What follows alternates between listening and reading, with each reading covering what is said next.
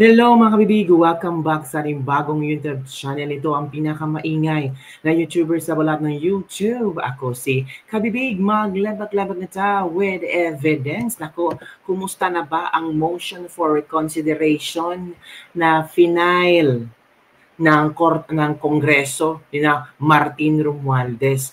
Ano na ba ang update? Nako, nagbigay ng update ang Korte Suprema mga kabibig sa araw na ito. Nako, ano kaya ang update ng Korte Suprema? Good news ba or bad news? Eto na kabibig, oh. Nakita nyo na dyan, di ba? Nabasa nyo ba? Ano yan? Sabi ng spokesperson, Supreme Court takes no action. Walang ginawang aksyon ang Korte Suprema. Anong nangyari? Uy, parang ang sakit-sakit ng dibdib natin on House Appeal against Impeachment Ruling. Walang ginawang aksyon. Nakatenga lang, nakomatos. Bakit nakomatos? Di ba? Anong nangyari? Ang sakit naman yan. Kumatos na kumatos ang motion for reconsideration ng mga kongresista laban sa impeachment ni VP Sara Duterte. Di ba? Ngayon, parang feel ng mga kongresista ba na hindi talaga sila mananalo sa Korte Suprema, ang ginawa nila ngayon ay gusto magkaroon ng charter change. Oh, charter change? Yan ang maisip nila ba na si VP Sara ay talagang mapatalsik sa kanyang posisyon. Kasi sa latest survey ngayon, di ba, VP Sara ang number 1 for presidential 2028 election rating survey. Siya ang number 1. Pero si Martin, naku, hindi pumasok kabibig si Martin. Kaya nga ang baboy umiiwik-iwik na. Umiwik-iwik ang baboy. Kasi alam ng baboy na hindi talaga siya mananalo. Oy, ito pala ang eksplanasyon ng Korte Suprema. Sabi ng Korte Suprema, the Supreme Court en banc has deferred action on motions for reconsideration filed by the House of Representatives and other groups challenging the High Court's ruling that declared unconstitutional the articles of impeachment against Vice President Sara Duterte. In a Viber message, Supreme Court spokesperson Attorney Camille Sue Mayting told reporters that the motions were on the agenda ngayong araw na to in en banc session but were not acted. Hindi inaksyonan upon since the court is still waiting for more motions to be submitted before taking action. So hinihintay pa ng Korte Suprema, sino pa ang mag-file ng motion for reconsideration? Mag-file na kayo para isahang bagsak lang ang aming desisyon. Meanwhile, when asked, Attorney Ting did not provide a reason for the inaction. Parang hindi ginalaw, kumatos, bahala kayo dyan. Hintayin nyo mga ilang taon. Yun ba ang gusto ni Attorney Ting sa maramdaman ng Kongreso? Diba? So yun kabibig ang nangyari. Ako po, ramdam talaga natin. Ito naman ang komento ng ating mga netizen hinggil dito. Sabi nila, I am commenting to inform the Honorable Court that I am commenter of legal age and part of the bayan would like to file an opposition to motion for reconsideration due to the lack of new evidence and admittance of some signatories of the impeachment complaint were not be able to read it. I pray that the Honorable Court will always be guided by our Constitution and be able to practice due process from part ng taong bayan. From Brio Oleo. Ito pa. The Supreme Court was able to make a very swift decision on July 25 after House pleadings on July 18, a record less than 1 week amid storms and discounting work stoppage. The big difference is now they needed more than 1 week after the House MR last August 5. Sounds suspicious. Ikaw lang nag-sound suspicious dahil. Meron ang desisyon. Nag-MR lang talaga sila. Ganun talaga ang iniisip nila. No? MR ng MR sila mga kabibig. Ito pang sabi, the Supreme Court grant MR if it sees new evidence and facts about the case that it didn't see when the bank decision was made. However, with the way House of Representatives mishandled and infirmitized the case from the get-go, there is no way they can provide reasons sufficient enough for the Supreme Court to overturn its 13-0 ruling. No, wala na talagang mangyayari dyan. So, palakpakan natin. Isang malaking palakpakan yan na wala talagang mangyari. As in, goodbye. As in, maghintay na lang ang Korte Suprema sa ilang motion for reconsideration. Parang sabi ng Korte Suprema, sige, mag-motion for reconsideration muna kayo. Sino pang gusto mag-file? Mag-file na kayo para isang bagsak na lang ba? Para hindi maging comatose. Ito ha. Ito ang ating pakinggan. May video akong ipapanood sa inyo na posibleng gagawin nila itong konkon. Konkon ba? Ito ha. Basta pakinggan natin ito, kabibig ha. Ito na.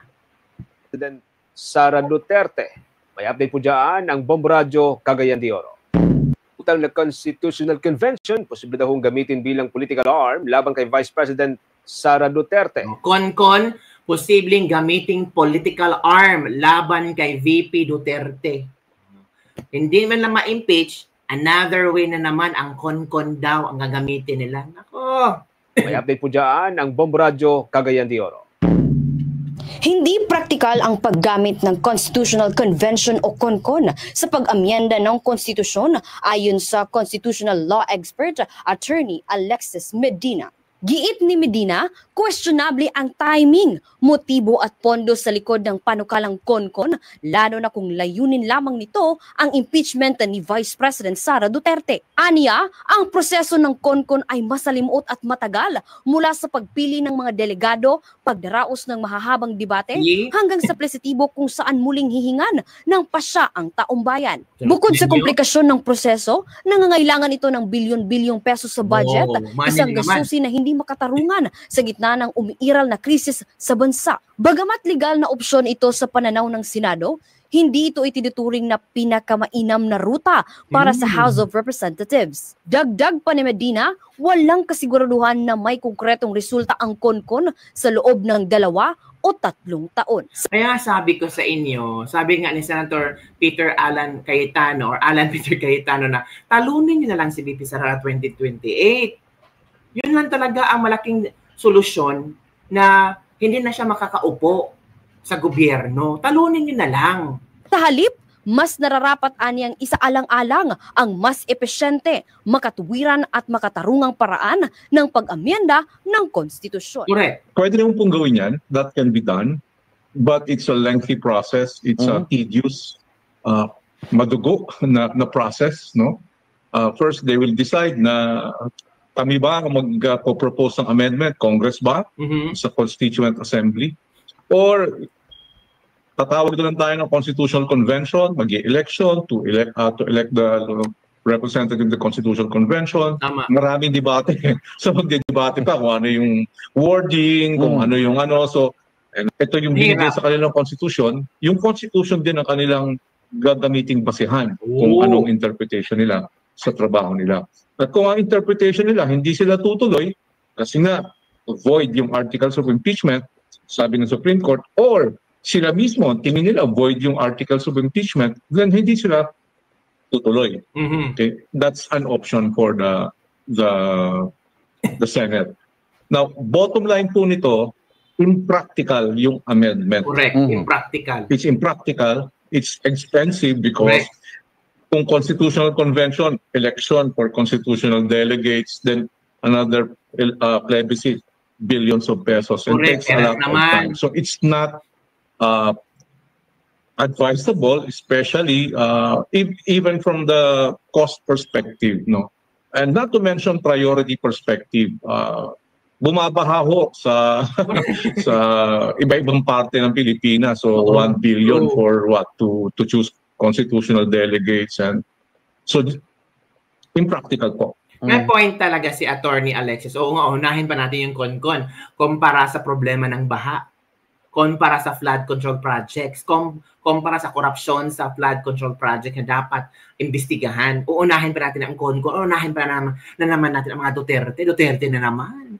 Hindi ba sila nagsasawa? Ito mga congressman na ito ba? Hindi ba sila nagsasawa? Or takot lang sila ba na once makaupo sa BP Sara 2028, wala talaga silang pag-asa? Wala talaga. Baka meron silang mga kaso. But legal, but may not be political. Si Attorney Alexis Medina, ang constitutional law expert. So yun, kabibig, ang narinig natin ang reaction ni Attorney Medina. Totoo naman. Kaya nyo kaya ito? Ito yung ipapakita ko sa inyo. I don't know kung kaya ba nilang talunin si BP Sara 2028. Kasi iyon na talaga ang paraan nila matalo si BP Sara. Ayan Yan ang latest survey ngayon sa WR numero na pre-election preferences for 2028 presidential elections. Kung ngayon daw ay araw ng 2028 national elections, sino ang mga sumusunod na pangalan na iboboto sa pagkapangulo? This was down on July 29 to August 6. Ilang tao ang nag-answer sa survey? 1,418. Sino ang number 1? Sara Duterte. 31.4%. Lenny, 13.3%. Tulfo, 10.3%. Bongo, 6.5%. Marcos Ani, 4.4%. Aquino Bam, 3.1%. Grace po, 2.1%. Nasaan ba si Risa Hontiveros, si Martin Romualdez? Ruben Palea, 2.0%. Risa Hontiveros, 1.4%. Ito ba yung sasagupa kay VP Sara? 31.4% versus 1.4%. Escudero Cheese, 1.3%. Pacquiao Manny, 1.0%. Martin Romualdez, 0.7%. Ito ba, Martin Romualdez, 0.7%? Ito ba yung gusto yung presidente na 0.7 nga ang nag-vote sa kanya na siya maging presidente? Wow. Puti pa si Manny Pacquiao na walang iniisip kung tatakbo sa 2028, naka 1.0. Di ba, kabibig? So, face the reality. Kahit ano pang gagawin nyo, si BP Sara talaga ang uusbong sa 2028. Kasi kita nyo naman ang impeachment. Unconstitutional. Mali-mali pa ang laban ng impeachment nila. Hindi nga nila makopya yung sinasabi ni Marcoleta na kopyahin nyo lang dyan. Hindi pala nakopya. So yun, kabibig. Talagang kumatos na yan. Yun lang po, kabibig, ang ating latest live for today. Don't forget to like, subscribe, and share this video. Bye everyone. See you next time.